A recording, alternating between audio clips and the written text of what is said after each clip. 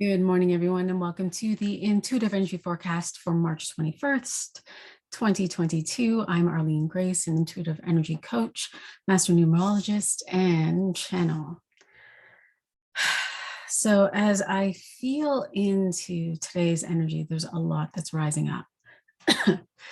I start to clear when I start to tune into the energy. So sometimes I'm coughing and sometimes I'm sweating. I can feel that there are these waves of emotions. And today's energy is that of the three and the two of diamonds. And the three is all about amplification. It's about creation. It's about creative energy. It can be an uprise of emotions that are wanting to be focused and directed. It's wanting to be used in a way that can creatively amplify what it is that you desire.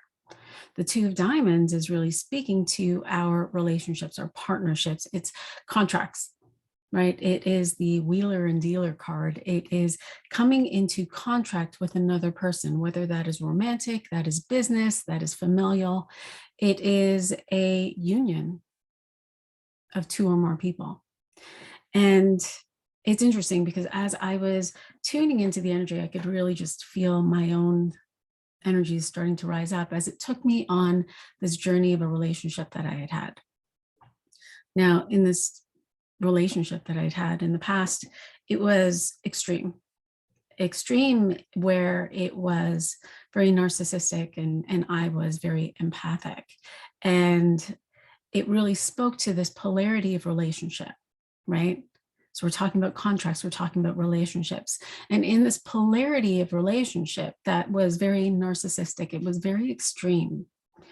There was this triangle, this trinity of betrayal, of abandonment, of manipulation, really separation. And when I say separation, I'm speaking to separate from myself. In this relationship, I was giving him the authority in my life. I was allowing him to lead my life. I was allowing him to be the main character in my life where I was now disposable. I was now not making choices for myself. I was in this relationship where I was going outside of myself. And with this two of diamonds, it's also speaking to what was happening in the body. My body response in this was I was triggered into fight or flight for years. And in this fight or flight, I had hormones that were running at 286 miles per hour that were just rushing from my brain all the way through the vagus nerve, which runs down the entirety of the body. And in that, it shuts down the brain, it closes the brain so that you're only using the primitive brain, right? You're only using that one part of your brain that is activated. My energy was closed down. My thinking, because my brain had shut down, my thinking was not coherent. I was making choices based on the 286 miles per hour that were running, or hormones that were running through my body. My energy, having shut down, was now causing dis-ease in my body, which was anxiety, it was depression, it was, it led to eating disorders, it led to, other things, other ailments, because I was not running my own energy. He and I were running it back and forth through the manipulation, through the abandonment, through the betrayal. There was this back and forth where I was the victim and he was the bully. And then we would reverse, and he became the victim and I became the bully, in a sense, right? Or I became the rescuer. So he would bully me, I would play the victim. He would use all of his energy and move it in the direction of me through anger, through frustration, through whatever actions. And then he would then become depleted. So now I had to give him my energy as a rescuer. In this, he was my mirror.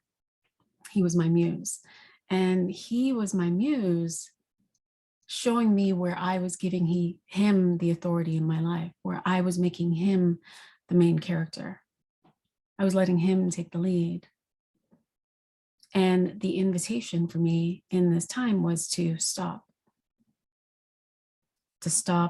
and choose me, to which I did. Now, as we're talking about this polarity, the other side of it, this being separation, is now coming into wholeness. Wholeness, that being of desire, connection, intimacy. The other side of that, right? And we can see that playing out in the world. We can see that with the changes that are happening in the world, where we can see families coming together, we can see people coming back together, we can see, things opening up in the world. We can hear in my area, today is our first day without having to wear a mask. And so I'm excited for the kids because they get to go out there and they get to choose what they're going to do, and they get to be there with one another. They get to, release themselves from these cohorts, from these separations. They get to come back together. And this is the invitation today. The invitation today is to ask yourself, what do I desire? Because many of us do not necessarily allow ourselves to desire. In fact, many of us don't go outside of the social constructs of what we were told we could actually have, what we were told we could actually create. That in what the family is instructed or showed us, or whatever has been experienced through family. The idea that the woman or the mother is the matriarch, or any of those things, right? That we don't go outside of that. The idea that here, to do anything different might preclude that we're the black sheep, or that we're different, or that we're not going to be accepted. And so some of us just stop desiring. And so what would it feel like to desire? Desire doesn't necessarily mean sexual energy. It means, what awareness do you have within you that you would be willing to take a step in the direction of, that you would be willing to choose? Connection. What would it be like to connect to self? What does connection feel like in the body? What would it feel like to come into wholeness in the body, to integrate wholeness in the body in such a way that all of the places where you might have judged your body, all of the places where you might have manipulated or controlled or betrayed your body in order to look a certain way, to be a certain way, to behave a certain way, as examples. In intimacy, what would it be like to be intimate with yourself? Again, not sexually, although it can be, but intimate with oneself, with one's own thoughts, with your desires, with what you want to connect to, intimate with knowing thyself.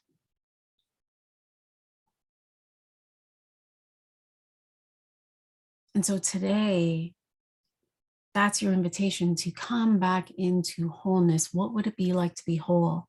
To play with desire, to play with connection, to play with intimacy, and then to use that lens in all of your contracts, all of your relationships, all of your partnerships, including that of your own body, that of your own mind, that of your own spirit, that of your own emotions. And then to move that out in your relationship and the contracts that you have in your business or your career, in your lover, in your familial relationships, in your relationship with money. Because today is about money as well, and wealth. And so play with that today. What would it be like to be whole? What would it be like to remember my wholeness? To feel into intimacy, to desire, and to connection. And how would that change my relationship to myself and to others? And what would I be willing to decide from there? Beautiful. Questions, comments, please feel free to share and I will be happy to respond. Sending you all so much love, and I will talk to you tomorrow. Bye for now.